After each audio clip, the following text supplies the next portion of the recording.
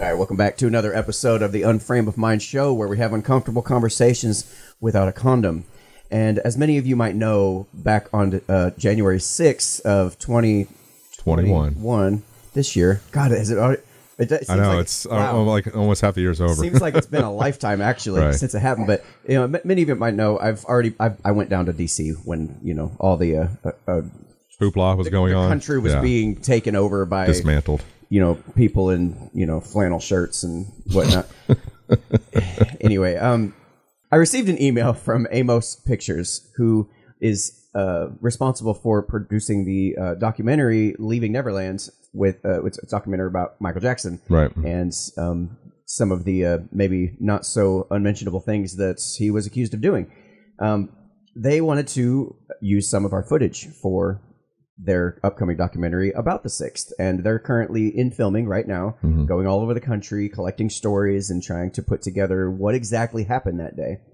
And we wanted to have the producer Jamie Roberts onto the show today to discuss what exactly, what's the plan, what are they doing, and kind of the media environment surrounding the release of footage, and kind of the misuse and the lies that we've seen happen time and time again. So we're going to kick off the show, introduce Jamie. We're going to have a little chat with him, and we'll just go from there and see where the conversation takes us. I've spoke with him on the phone a couple times. Seems like a cool dude. So let's just jump on into intro. You're listening to the Unframe of Mind show, the place to have the most mind-stretching, unprotected, intellectual intercourse of your life. Your hosts battle the forces of evil by lobbing fiery balls of truth, reason, and evidence over safe room walls. There he is. Hey, I'd like to welcome our guest for today, Mr. Jamie Roberts, to the show. Welcome, Jamie. Thanks so much for having me on. Yeah, absolutely. This has been a long time in the coming. I know your schedule has been incredibly hectic, and ours as well. Yes, I appreciate you bearing with me. It's just we're kind of dependent on people that we're meeting and interviewing, and obviously as their schedules change, then I have to kind of run around after that. So yeah, appreciate the time. Yeah. It's already hard enough scheduling, interviews, meetings between two people, but then you got a third person in the mix, and it makes it just that much. It's almost exponentially more difficult. I know I've complicated things with my work schedule, but it is what it is. Any one of us could have been the third man, any one of us. Yeah, that's it. But we're all here, so it finally worked out for us. So we've got it figured out. We're here on the same page. Basically, I wanted to get you on and have a discussion, just get to know you as a person first of all. How did who the hell's Jamie Roberts, and why are you working for Amos Pictures? Like, how did that happen exactly? So, good question. I'm glad you. Thanks for your interest. I suppose Amos Pictures, they're run by Dan Reed, who he made Leaving Neverland, but he's been making documentaries for about 20, 30 odd years, and I've been making films for probably about 10 years now. So we're based in London, but we quite often do make films about international subjects. So the last film that I made was actually about Rupert Murdoch. It was a series for the BBC, which has been shown around the world, about Rupert Murdoch, his family, and how they kind of family, business, and politics intertwine to make his influence so great. I mean, he's got huge influence in the UK, obviously in the US. He was kind of integral with the Trump campaign and Fox News, and in Australia, he owns a huge amount of the media there. And then, so really, I was working at Amos. We've got a few projects that we're looking at, and actually, I was looking in similar areas when Capitol happened. I was actually speaking to some people who were in the Capitol on that day, but I'd already met them before just through research conversations. Right. They weren't, I suppose, they weren't rioters as such, or whatever those people are being deemed as. They were kind of videographers who were not part of the mainstream media necessarily, like this kind of young group of videographers who go out to, places of unrest like Kenosha and all the kind of riots that were happening last year, and they were inside the Capitol. So straight away after it happened, I was kind of chatting with them and seeing a lot of their footage was the footage that was been shown out on the news. Right. So instantly it was kind of like, this is a really interesting story. It's just something wider about what's happening in America and the world right now, and we're speaking to the actual people on the ground. So we wanted to make a film about it, and so that's what launched us into this journey. Right. Fantastic. So you were actually working on other projects before you came and decided to partner with Amos to do this? Am I understanding? I was at Amos, but we were developing we had quite a few projects. You always kind of have a few things going on. Mm-hmm. And one of them, which was kind of pushing ahead, was it was actually about what events that had happened in Kenosha. And so I'd been speaking to some people that had been there, and through those people, I'd started to kind of meet this community of, I suppose, young videographers, like this kind of new wave of people who are out filming kind of political activity in America predominantly. And then when I started watching, when the Capitol happened and you started watching the images roll in, it so happened that a lot of the kind of frontline footage had been filmed by those people. And so instantly kind of started chatting with them and getting on the phone to them. And it was the kind of story, I suppose, started from there, and was just really intrigued to see what the story was on the ground, speaking to all different people, lawmakers, police, people who were inside the Capitol, just trying to actually, I suppose, pierce through the story that had been put out in the press and actually just speak to people who were there, like a 360-degree view of what happened. So my question to you is what is, with you filming this documentary, what is the story that you're wanting to tell, obviously the world, of what happened on that day? What's kind of the mission to that? I think really the main thing is to kind of speak to the people that are right at the heart of the story and put a human face on what happened. You watch the archive material and it's kind of, it's quite incredible what you see, because this is just an event that you don't see very often, and it's almost overwhelming. But just trying to actually speak to people on all sides and understand what was going through their minds, what was in their hearts and in their heads that day, because it does feel like, we live in a really polarized world right now, and the people in that building were completely polarized. You've got lawmakers who couldn't be further from the perspective than the people who were trying to storm the Capitol, and trying to speak to the different sides and trying to understand what their intentions were that day, what their fears were, what their desires were, and then on a wider level, why these people are so polarized. Because we have it in the UK, it's different, but there's a similar landscape at the moment. And I think around the world, we're seeing this kind of just a real division. And America is kind of, I think, probably the epicenter of that right now. We look to America from the UK and we see the same issues, but you're kind of playing out. You're usually ahead of us in some senses. As far as I could tell, everything was somewhat similar in terms of the storyline between UK and the US. What would you say are some of the, I guess, big differences between the two? I mean, the huge difference is geography. Just the size of the UK is tiny. So I think that in the States, I mean, just traveling across it, you've got places that are just so vastly different, and people's experiences are so vastly different. And it feels like you've got people from, maybe metropolitan areas on some of the coasts who, would they ever travel to the American heartland and speak with people there and understand their experience, and vice versa? I'm not sure. I don't think so. Whereas in the UK, it's a tiny country, it's like the size of Texas. So it's kind of, you're always going to rub up against people. We still have that difference of outlook that people have, but I think that you're living more cheek by jowl. We don't have these kind of huge, incredible swathes of land like you do in the US, where nobody lives. It's just like you go over on the plane and you can't see a house for as far as the eye can see. So I think you've got naturally people living in this kind of virtual and physical bubbles, I suppose. I guess one of the current, one of the concerns that me and Daniel have discussed is how the footage we have, or Daniel has, when I say we, because, we're both tied into the show. I've been a part of this for the last 4 years, so anything that he does directly affects me, or anything that I do directly affects him. So with that being said, it's, the footage that we have, if we release it, we want to make sure that the truth behind of what happened on that day, at least from his side, is told in a way that is unbiased as it can possibly be, so to speak. And we've seen it often at times with the mainstream media and in other documentaries, that it seems to be skewed more towards one side than the other, and that was kind of our concern, because we want to make sure that his story, or however it's done, is told correctly. And that's the only thing that we really want done. That's it. And it's like a landmine of not social media, but it's a landmine of media that is constantly just going after conservatives. Now, the reasons why I say that is, and I often tell people, what happened on January 6th has been 4 years of the propaganda that is being fed from the media and from, the entertainment side, meaning Hollywood. And you have 4 years of conservatives being called racist and bigots and all these other names.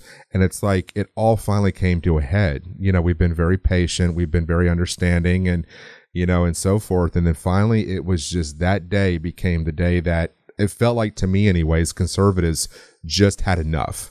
You know what I'm saying? So that's just kind of where I'm at with it. But as far as the footage goes, I mean, we've had some lengthy conversations about how we want it just, to be treated. And, I mean, what is your take on that, Daniel? I mean, as far as the footage and how you want it to be used.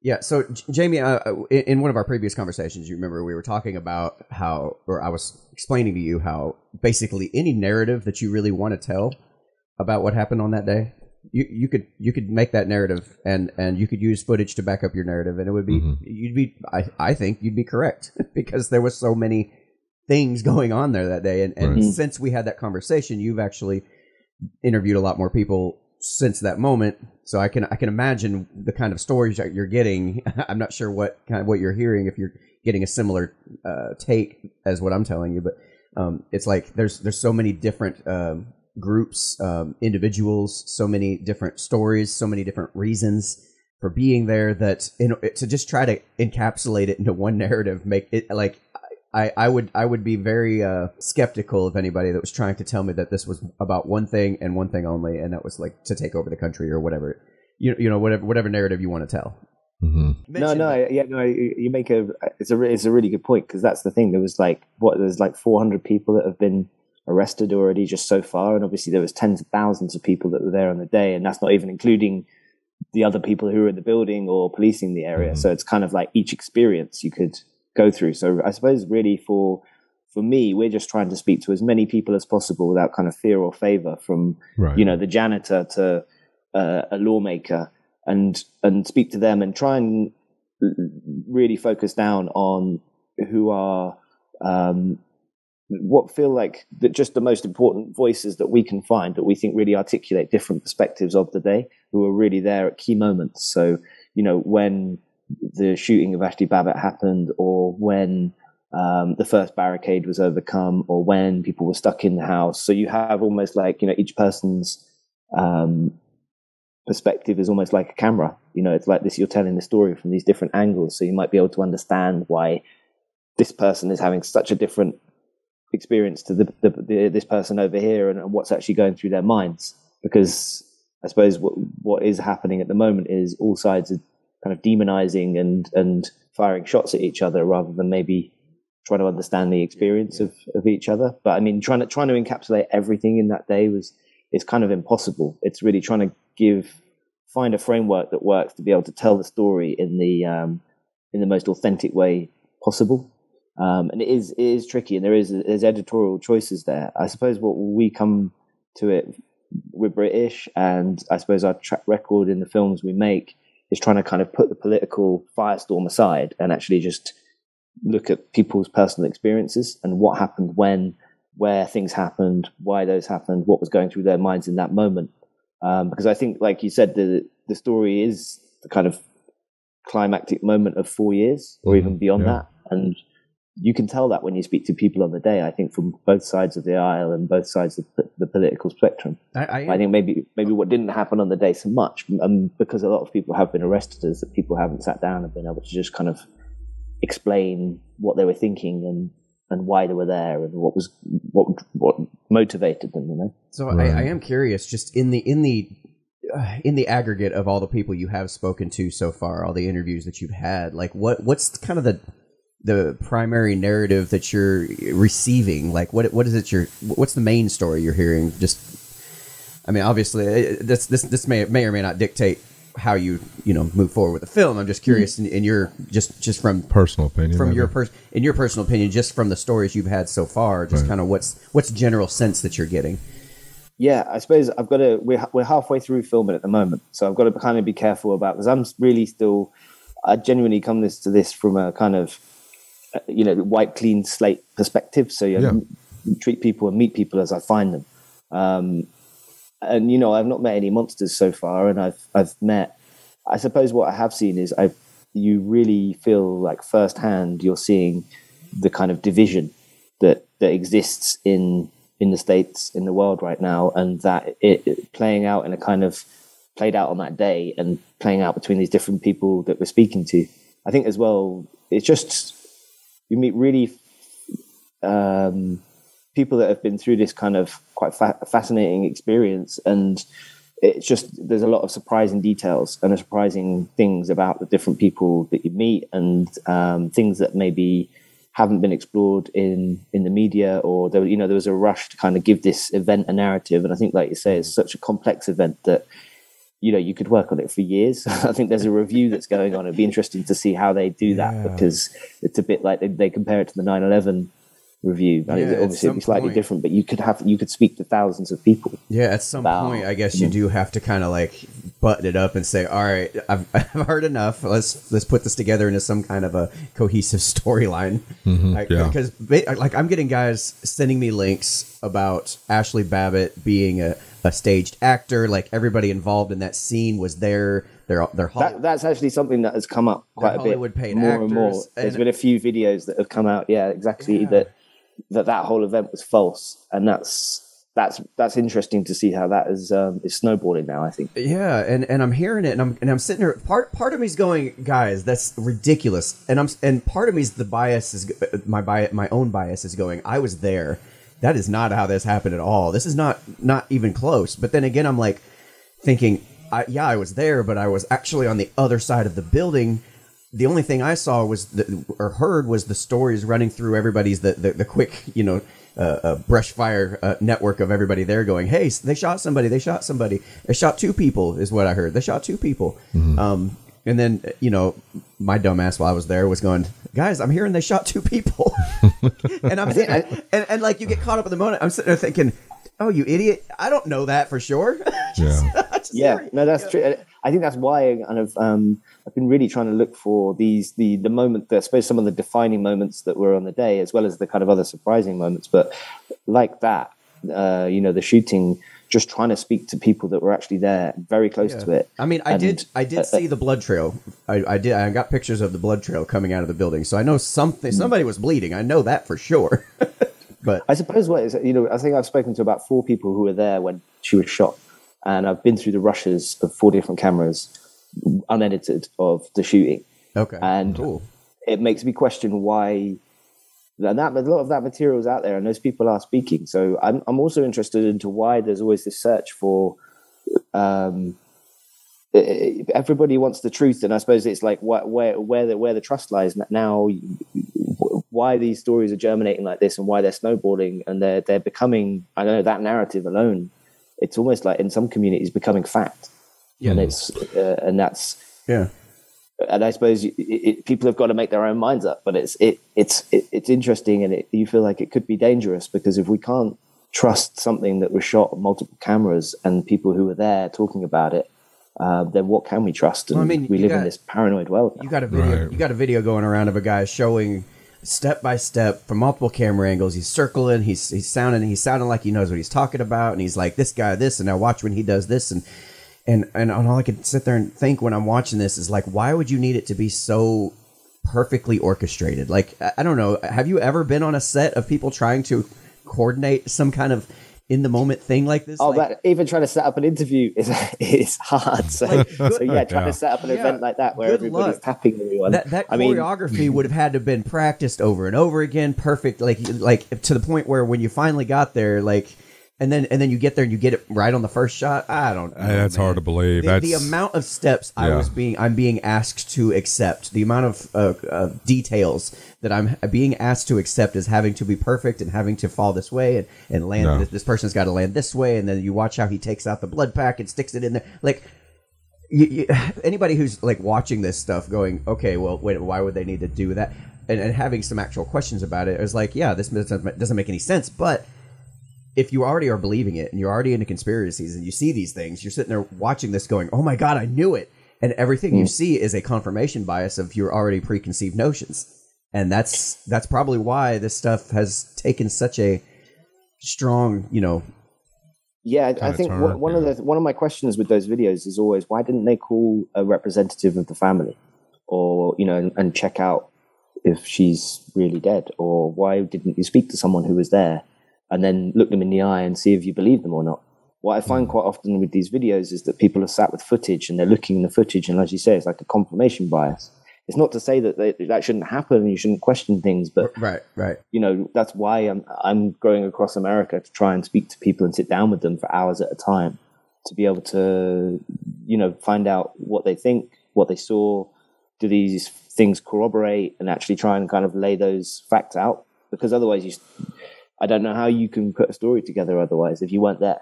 So let me ask you this, though. I mean, with all the people that you've met and you've talked to, has there been anything that has surprised you that maybe you have learned about this whole situation?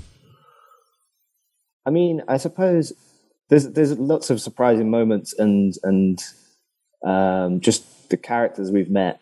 But I think what really surprised me is sometimes the animosity from different sides and such hatred. Right. And the fact that those people never seem to have spoken to people from the other side. And I'm talking about all sides here. Oh, yeah. And we get that in the UK, and you just think, wow, I wonder what it'd be like if you went for a beer with that person. Yeah. We're in the middle of it. Because I kind of wondered if that's going to be a driving force behind this documentary is going to be the division that you're seeing with the people that you're talking to. Is that going to be something that's going to be kind of implemented into the documentary? I don't know if you can tell us that, but I was kind of wondering, just by your experience in asking you that question, I was just wondering if that level of division would be something that would be discussed during the film.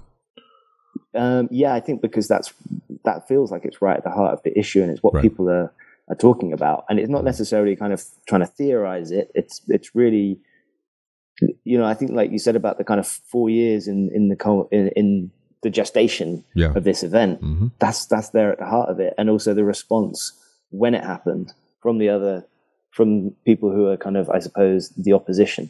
Because I feel like if you start to go down that rabbit hole that is the division of what's going on in America, this is where the people will watch the film or documentary and view this as a biased or situation, like you're leaning more towards the left or more towards the right.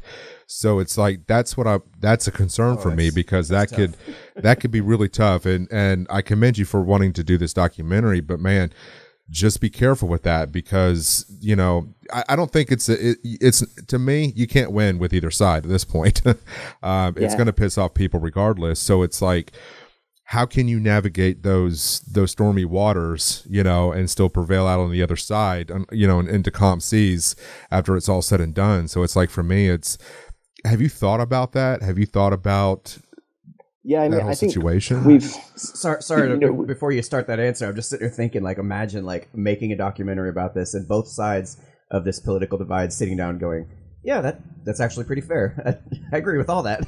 Well, I mean, when the series we did about Rupert Murdoch previously, there was a similar thing. You've got in the UK, he divides people hugely, right? But we really tried to go to great lengths to speak to a balance on both sides, right? And both sides, in the end, pretty much, were like, yeah, that's a fair representation of what happened. We don't agree with those people, and we feel like you represented that.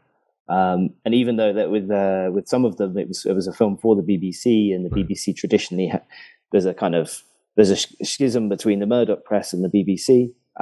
We were doing it at an independent company, so that wasn't really part of it. But I mean, I suppose with this film, that's really what I am interested in is balance and being able to listen to both sides or all sides, because I think it's important. It's like I said before, you have from the janitor to the senator. Both their experiences are equally as important. They might not be seen in society as kind of as lofty or whatever, but I think that that's definitely one of my motivators, is to try and capture that, because I feel like that day, if you get a cross section of it, you do get a kind of that moment can tell you something about this wider. It may not. Well, sorry, it may not seem like much to you, but I appreciate the fact that you just went from corrected yourself in from both sides to all sides. Or yes, exactly. like, I know it was just a small. You've got to constantly do that. You know, it's like you can get sucked in, and you just got to go. Well, hold on. It's hard to break the mindset. Getting yourself out of that us versus them mindset is such a challenge nowadays.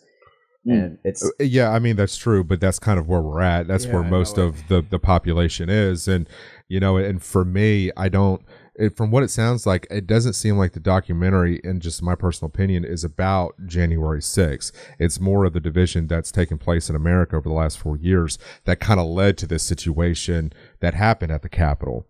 I mean, if you really look at it, I'll say I don't think I'm articulating myself properly. We actually have a very, very narrow focus on January the 6th.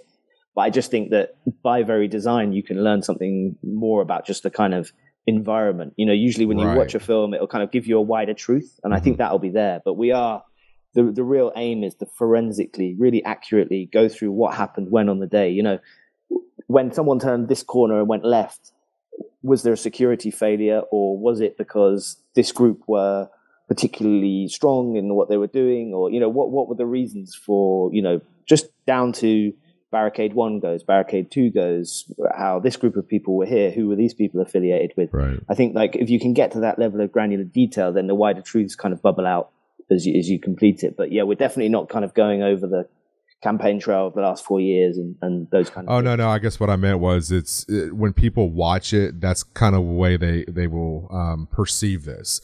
You know, like I mentioned earlier, you know, usually with a lot of conservatives, they'll tell you, you know, this has just been a buildup over the last 4 years, and hey, this is where we're at. And, you know, for me, that's kind of what I think people would take away from it, you know, because I have talked to a lot of conservatives, and being a conservative myself, they tell me all the time, you know, just we're sick and tired of this, you know, we're tired of being told we're this, we're that, and it just manifests itself into what happened at the Capitol. So as much as I know you're trying to focus in on the Capitol, the bigger picture really is how did we get here? You know what I'm saying? So that's in itself could be probably a documentary. A whole nother one. You know, a whole nother one. I think sometimes with these events, what we've learned, we've done at Amos, we've done quite a few about really kind of major terrorist attacks. But like I did one about the Manchester bombing. But I went back to Manchester, knocked on hundreds of doors, spoke to people who knew the bomber. I sat down with the teenage girls at the Ariana Grande concert who the bomb was detonated and they were badly injured. I spoke to police officers who were there who had to respond. And just by going and actually speaking to those people and unpacking exactly what happened and how, you know, that bomber had been on a list for years before that. There were failures that had happened that led up to that day. Right. But then also, you know, the journeys of the different people involved to bring him into that room at that one moment.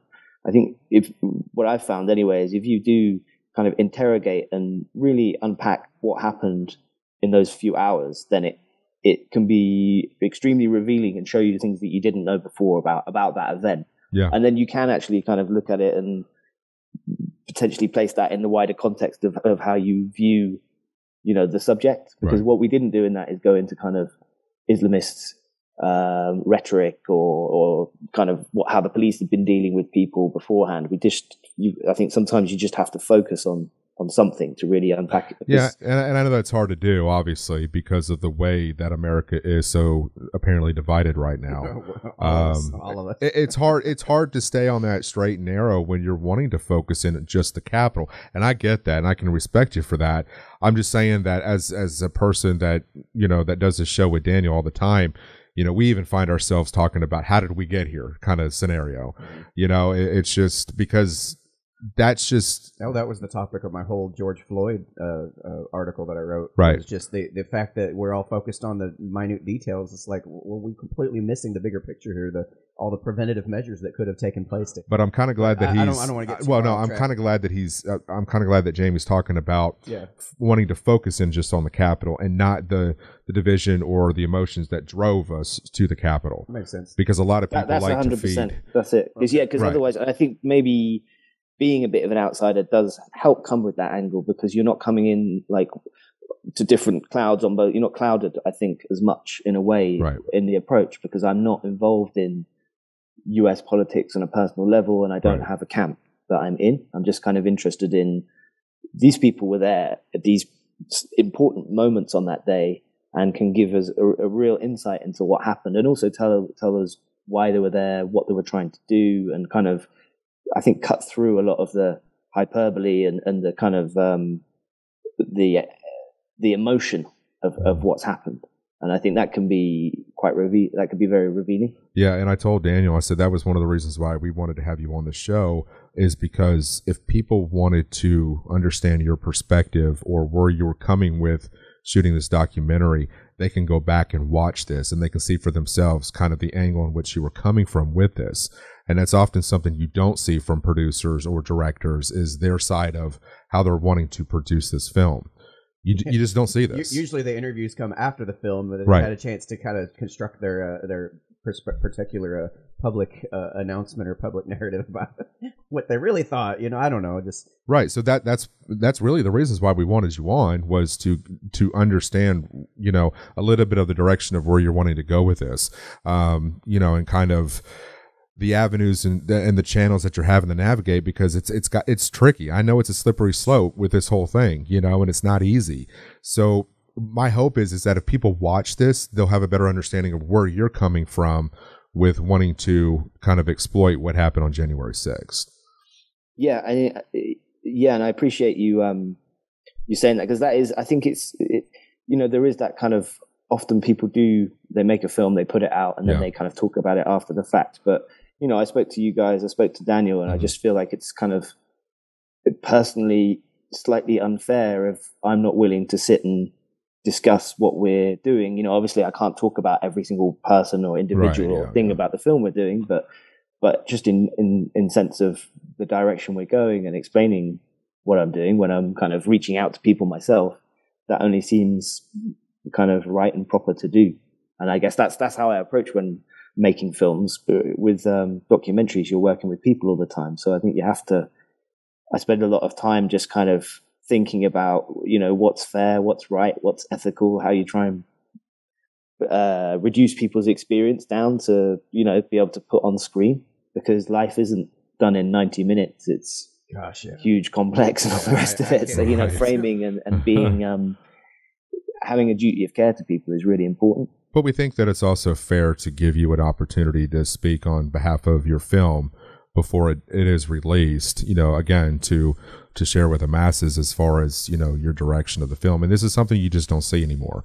And we think that it's only the right thing to do is to have you on and let you share, your kind of personal opinions on how you plan on, delivering the film.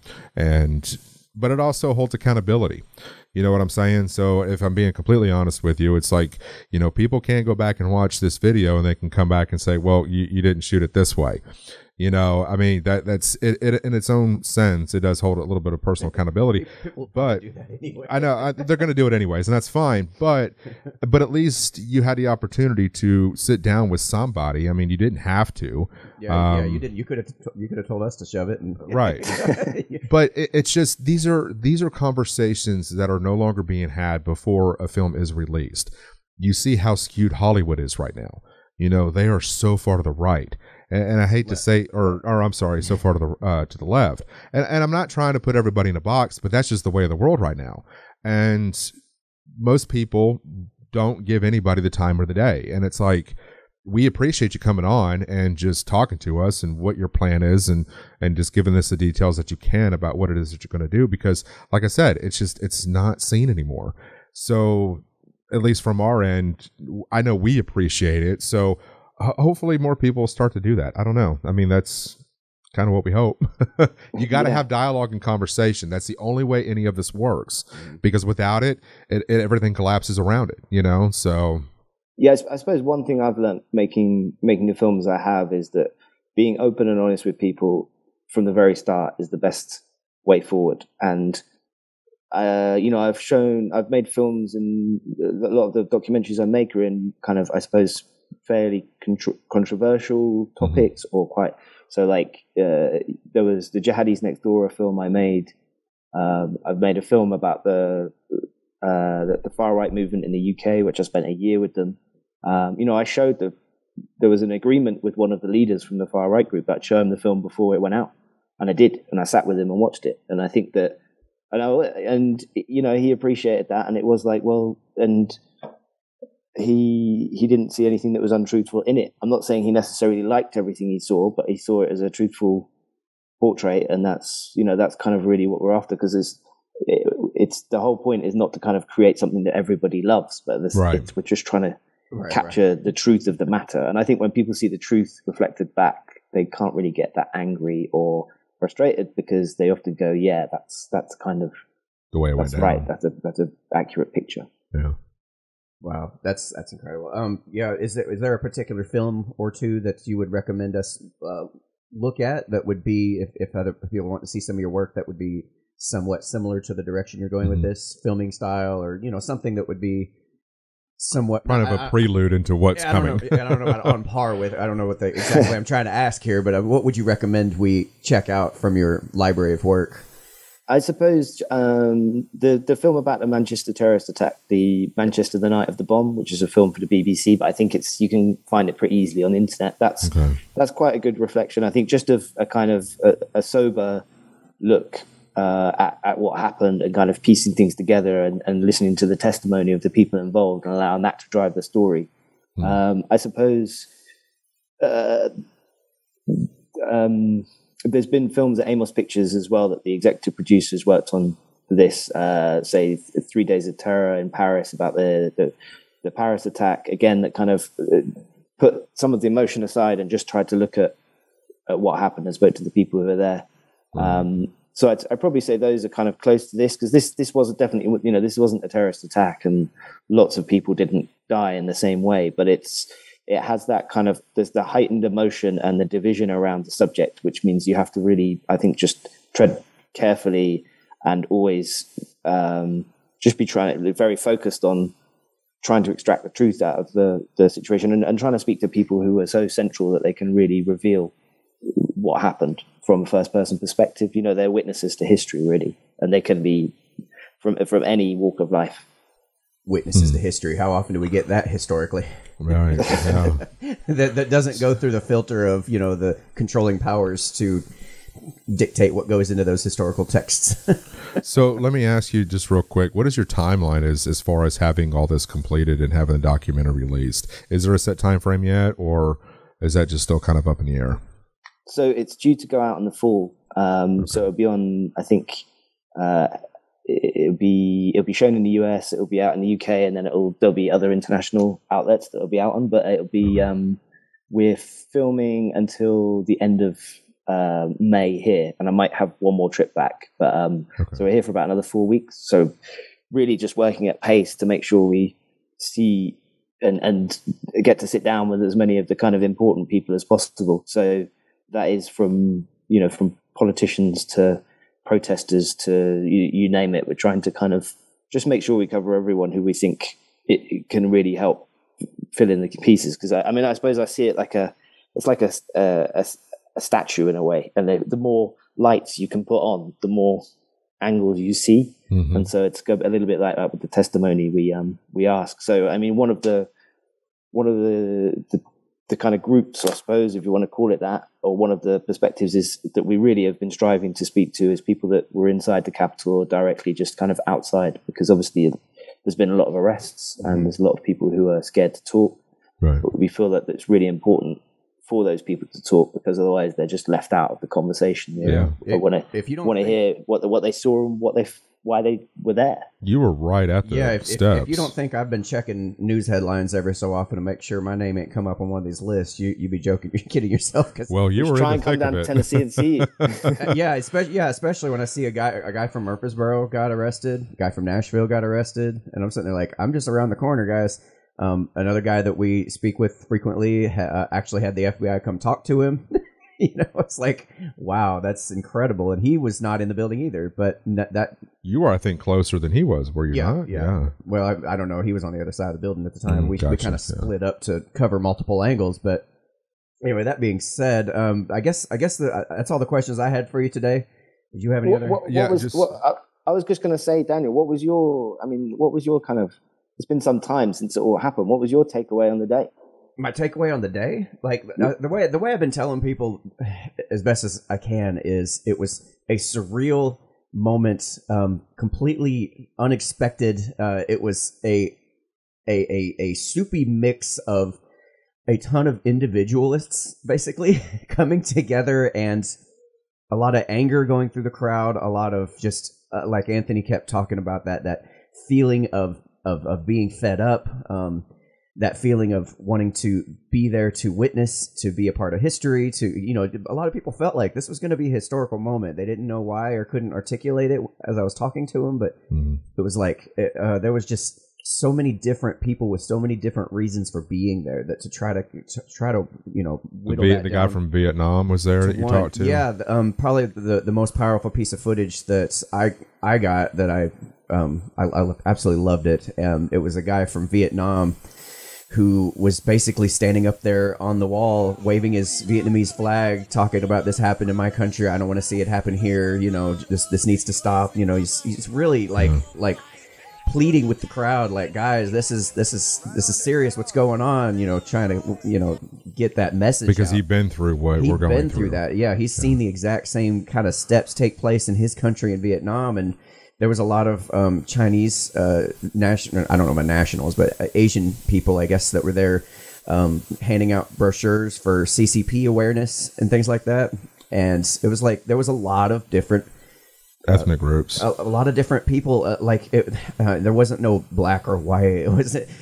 It was surreal for me seeing when I've got flashbangs and pepper spray and stuff going on 15 foot off the one side of me, and on the back side of me I've got little old ladies walking hand in hand with her husband, like they're out of just a parade. Like it was surreal, like almost felt like a war and peace thing, this divide that I'm standing right in the middle of and filming. It was so weird. And I was just, for me, the entire thing was just it gave me a true respect for the power of people in large groups. Like, it was incredible seeing like people just climbing the rafters like jungle gyms, and other people like kind of lost, like not really sure what's going on, but not really running away, not like people being polite.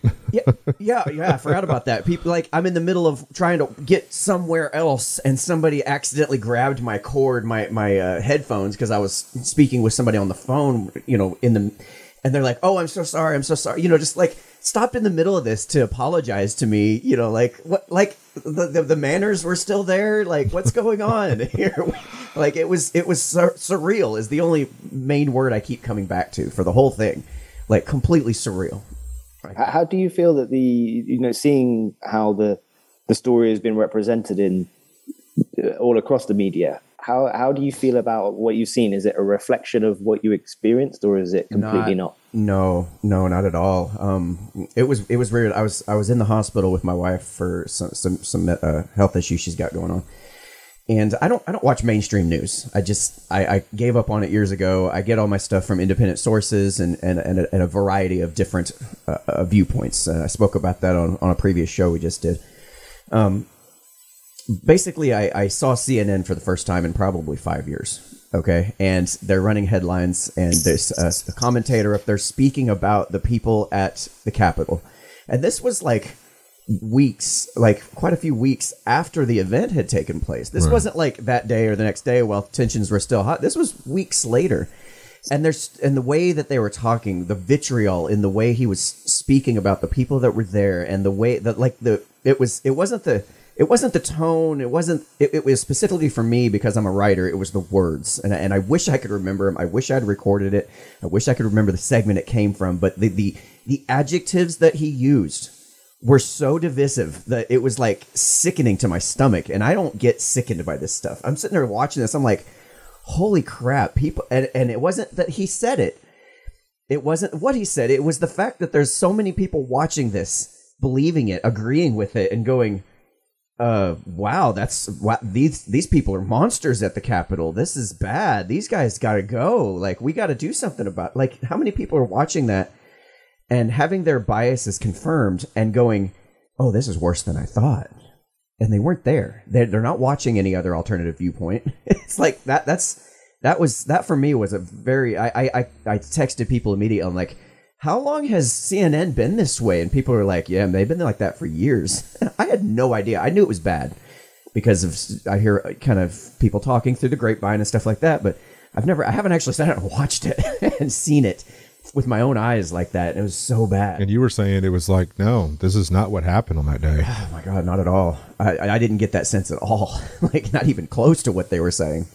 But I don't know if that helps answer your question, but no, definitely. I've heard similar people who were there have said similar things in a way. You know, they've struggled with when they turn on the telly, when they turn on the TV, seeing what they see and seeing what was being said, and they don't feel like it connects with the experience they went through in any way. And whether that's just because they go through like their singular experience, and you know, seeing someone kind of generalize this whole event, or whether it's because it's just really doesn't represent what they feel happened, which is how they see it. Which you know, and, there could have been some of that. Like I was talking about the fact that Ashley Babbitt, whatever happened there, I don't know. I have no idea. I was so far away from it. I might as well have been miles away. You know. Yeah. Literally, it was literally on the other side of the building, but I might as well have been miles away. I have no idea. So, you know, to say, even if I'm saying right now, I'm hearing myself say, hey, this is completely untrue. Well, if I'm being perfectly honest, it might have been true in some instances in some specific areas, but I don't know, because I do have, unfortunately, we all have a very limited perspective of what we can see and, you know, what we can process in the middle of all. And we also have our own biases coming in from behind trying to flavor whatever it is we are seeing.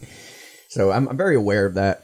And when I went there, I'm a self-described anarchist. I don't fall on quote left or quote right. It's not. I'm neither one. I kind of view myself as an outside observer to this circus going on. So I do have a little bit less of a immediate bias, you know, as some people might. But it's just easier for me to look at things from the 30,000-foot view and, you know, kind of try to get the bigger picture from a less biased way, if that makes sense. But I don't know. Yeah, it does. Yeah. Anyway, it's been a while since I talked about it, so it's kind of interesting to get back in that headspace again and see what. Yeah, thanks for those questions, by the way.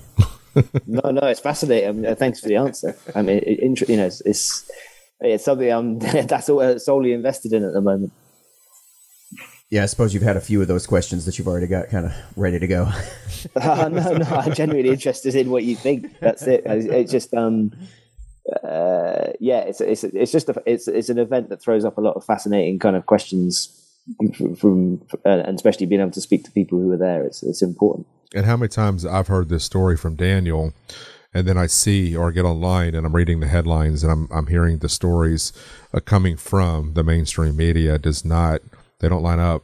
And I know his experience alone, you know, is different than everybody else's, but it's just, they just don't mesh up, well, you know, and I understand that some situations probably were different than what you experienced. That's obvious, but this is the story that's not being told, which is what he's talking about.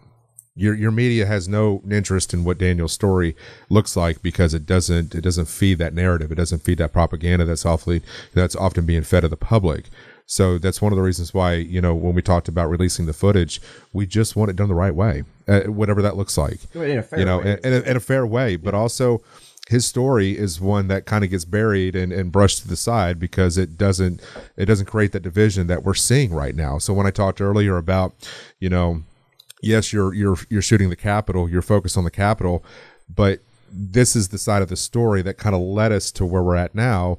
And that, to me, needs to be talked about. And I'm not saying from you guys, I'm just saying in a general sense. So when you asked him, it was like, I hope now you understand kind of where he's coming from, like you have with everybody else. But I just hate the fact that media has just done nothing but swept people like him off to the side when that story could be told.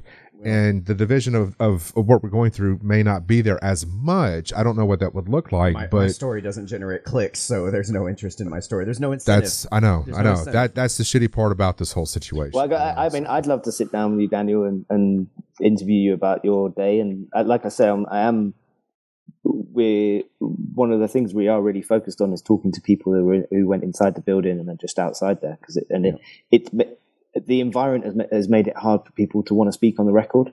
You know, it's like they're scared of being picked up by the FBI. And I can imagine the amount of resistance you've been encountering. I mean, I'm sure just the conversations we've had just to get us to release our footage, basically, it's been quite a journey just in that of itself. I can only imagine all the other hurdles you're running into for that.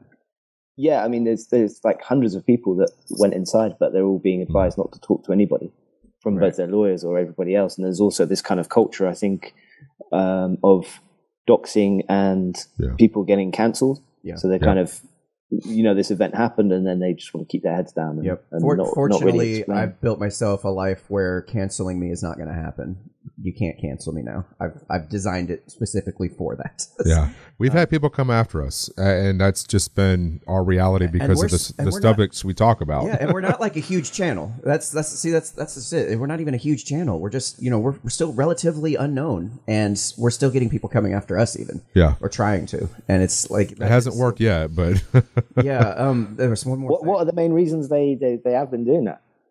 Because we're very open about what we see going on in the world. We talk about race. We go against what everybody's been fed. We tell you, okay, racism is not as bad as what it is in the country. You stop listening to what other people are telling you.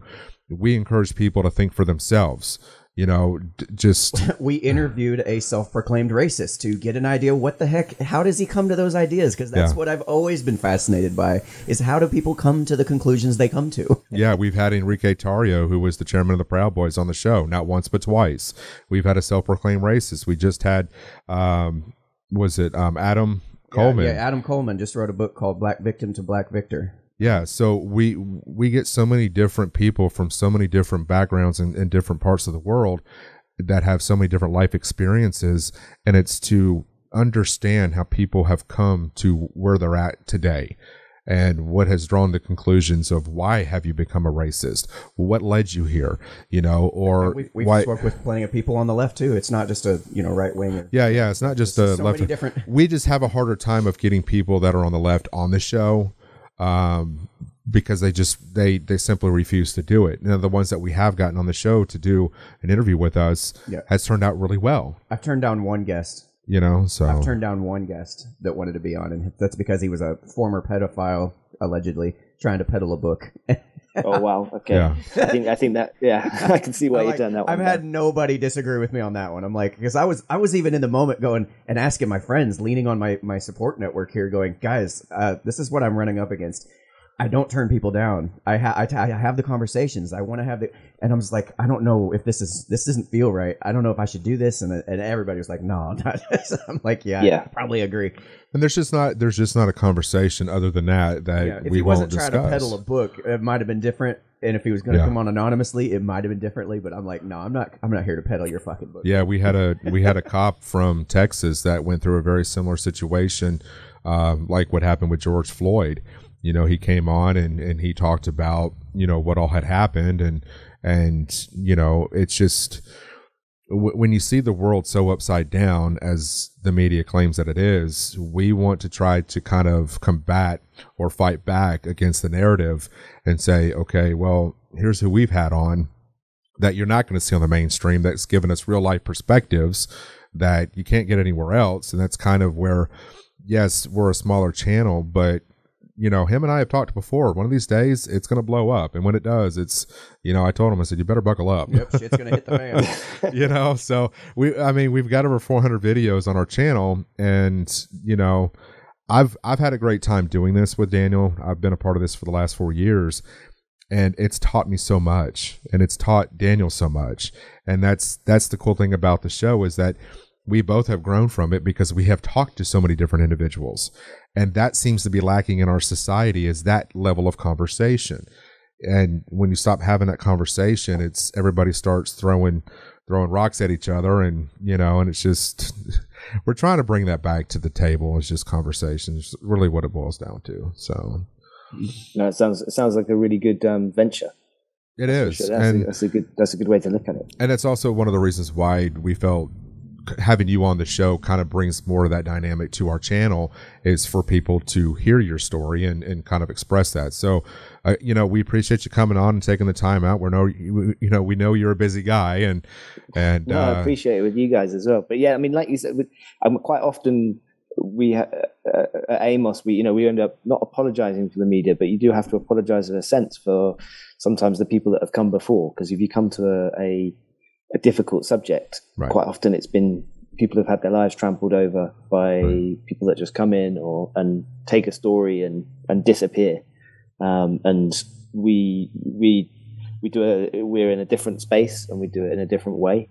Mm-hmm. So we kind of try and disassociate ourselves a little bit from that kind of like just day-to-day news kind of culture, which can end up hurting people. And I know Daniel wasn't in the Capitol, and yes, he was. I know you were there, not in the Capitol, but anyways, my point though is I think everybody's story is very valuable that day that was there. Doesn't matter if you were in the Capitol or if you were just on the steps. I think my problem with all of it is that there's another dynamic to this just not being heard, and that was there's multiple dynamics, right? I mean, just the Vietnam guy that you that you had the encounter with, and the old lady, and just apologizing in the middle of a shitstorm that's going on at the Capitol. Those are just things you're not hearing, even though they don't get the clicks. It's just it's another dynamic. It's another piece of the puzzle that might change the people's minds of what went on that day. It's the story of the people trying to stop the other people from breaking the window of the Capitol. It's the story of somebody picking up the baton of the officer who dropped it, and handing it back to him. Just little things like that. It's like not everybody was there just to burn the place down. A lot of people didn't want the cops hurt or the Capitol Police hurt. So there's a lot to it. So yeah, most definitely. No, there is a lot. I mean, that the differentiation in the crowd and how those thousands of people, there is definitely just a huge amount of different motivators for being there, and different beliefs and outlooks. And you can see that as soon as you get a little bit closer. But obviously, Dan, you saw it firsthand. Yep. Fantastic. All right, you want to tell people where they can reach you for more information or check out your work? Yeah, sure. If you want to get in touch with me, I'm thinking the best way would be, I suppose, just on my email, jamie@amospictures.co.uk. If anybody wants to get in touch about this film, or if it's there at the Capitol and they want to speak, or just want to drop me a line, then please do. Our work, amospictures.co.uk, there's kind of some examples of our work on there, and then anything else anyone wants, just drop me an email. Just real quick before we let you go and wrap this up, is this going to be on HBO? Is this how can people find the documentary once it's released? So it'll be out on HBO in the US. In the UK, it'll be on BBC, and then we're an independent company, so various different networks put it on. Yeah, Anthony, it's not HBO, it's HBO. HBO. HBO. I'm sorry. I love how you corrected HBO. Yourself from telly to TV earlier. I just realized, that's like a colloquialism we use in part of the UK that my family uses. We're not get the telly on, whereas it's television. We know what a telly is. All right. I didn't know. Sometimes people look at me in shops funny when I say the certain. I think someone said the other day we were trying to film, and I said, "Oh, there's a strimmer outside," and someone was like, "What the hell's a strimmer?" And they were like, "Oh, the weed whacker." And I was like, "What's a weed whacker?" I'm enjoying this. Okay, really, honestly, one last question: is there a title for this documentary yet? Have you guys come to an? We don't actually have a title for it, only because we're trying to kind of still find the center of the film, and there's been so many titles flying around in the media. I think what we want to do is get a bit further into it. I mean, I think there was a working. It'll be something about the Capitol, but it's just we don't have that yet. But it'll be the Capitol film on HBO, BBC, and then it'll be shown across Europe, and I know they're talking about Latin America, so there'll be a kind of international distribution. All things going well. Fabulous. Good deal. Fabulous. Well, man, good luck to your film and documentary, and we hope nothing but success for it. And And yeah, batten down the hatches when it's released. Thanks so much for chatting. Yeah, thanks for coming on. All right. Cheers, guys. So you guys, yeah, I'll speak to you soon. Thank you. All right. So you guys have been watching another episode of the Unframe of Mind show, where we have these uncomfortable conversations on the daily, on the weekly. If this is weekly, yeah, it's once in a while. Whenever the hell we feel like having conversations, we're having the conversations. So if you enjoyed this conversation in particular, be sure to hit that like button, subscribe, share it around, and if you were there at the Capitol on the 6th, reach out to Jamie. Yeah. And let him know, he'd love to hear your story and maybe work out a time for an interview or what have you. I don't know what their process is, but scheduling is a nightmare, but that's okay. We can figure it out. Okay. All right, y'all. Yeah, have a good one. All right, see you. Guys, thank you so much.